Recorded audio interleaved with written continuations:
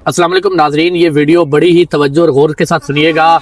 कल रात मुरीद के में क्या हुआ, उस ग्रैंड ऑपरेशन में क्या हुआ, तमाम तर तफसीलात आपके सामने रखने जा रहे हैं। आपके पास क्यों नहीं कोई वीडियोस पहुंच रही, साद हुसैन रिजवी साहब की वीडियोस क्यों नहीं आ रही, अनस हुसैन रिजवी की वीडियो क्यों नहीं आ रही, और मुख्तलिफ किस्म की जो अफवाहें वो गर्दिश क्यों कर रही हैं, ये तमाम तर उस रात को, कल की रात ग्रैंड ऑपरेशन में क्या हुआ, वो तमाम तफसीलात मैं आपके सामने रखने जा रहा हूँ।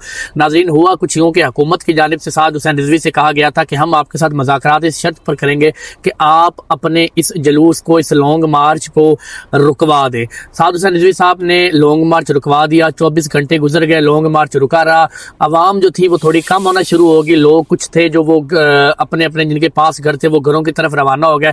तो 5 से 4 हज़ार की तादाद में जो मुजाहिरीन थे या जो तहरीक लब्बई के कारकुनान थे वो वहाँ पर मौजूद थे।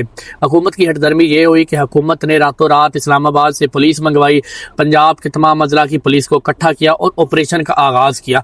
अब ऑपरेशन के आगाज़ में ये हुआ कि रात के 3 बजे ये ऑपरेशन होता है, और 3 बजे का वो वक्त होता है जब तमाम अफराद जो होते हैं वो किसी न किसी थकावट की वजह से या कोई वैसे नींद की वजह से सोया होता है।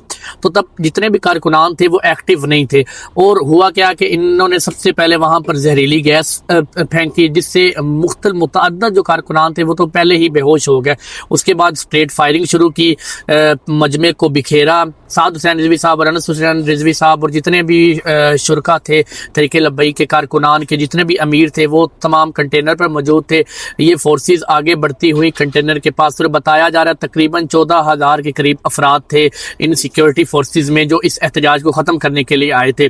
उन 14 अफराद ने कंटेनर का घिराव किया। कंटेनर पर मौजूद जितने भी आदमी थे उन सबको गिरफ्तार किया, जिसमें गिरफ्तारी के दौरान मज़ाहमत पर साद हुसैन रिजवी साहब के कंधे पर जो है वो गोली लगी। 3 गोलियों की इतलात मौसूल हुई हैं, 3 गोलियां लगी हैं। बाकी 2 का अभी तक कोई किसी को एग्जैक्ट इन्फॉर्मेशन नहीं है। बहरहाल एक गोली जो कंधे पर लगी उसकी फुटेज हमारे पास मौजूद है। उसके अलावा अनस हुसैन रिजवी और उसके समेत जितने भी कारकुनान के जितने भी अमीर थे, रुकने शुरा थे, उन सबको गिरफ्तार कर लिया गया और गिरफ्तार करके नामालूम मकाम पर पहुंचाया गया। और उनके जितने भी मीडिया अकाउंट्स हैं उन तमाम को हैंडल कर रहे हैं, क्योंकि वहाँ पर जितने भी मीडिया अकाउंट्स थे उस कंटेनर के ऊपर लड़के मौजूद थे जिनके वो मीडिया अकाउंट्स चला रहे थे, उनको भी गिरफ्तार किया गया और मुतअद्दिद को तो शहीद कर दिया गया। गिरफ्तार करने के बाद उनके अकाउंट्स खुद चला रहे हैं और जहाँ से मुख्तलिफ किस्म की अफवाहें फैला रहे हैं। कभी कहते हैं अनस हुसैन रिजवी साहब शहीद हो गए, कभी किसी का नाम लेते हैं, कभी, ताकि अवाम जो है वो घरों में डर कर बैठ जाए कि यहाँ इतने बड़े जो रहनुमा है उनको शहीद कर दिया गया, तो आप किस चीज़ के। उसके बावजूद जो है तहरीक लब्बैक पाकिस्तान के कारकुनान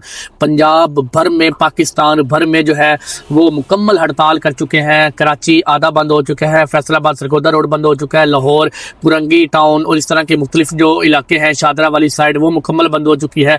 और जितने भी छोटे नारोवाल जैसे शहर हैं वो तमाम बंद हो चुके हैं।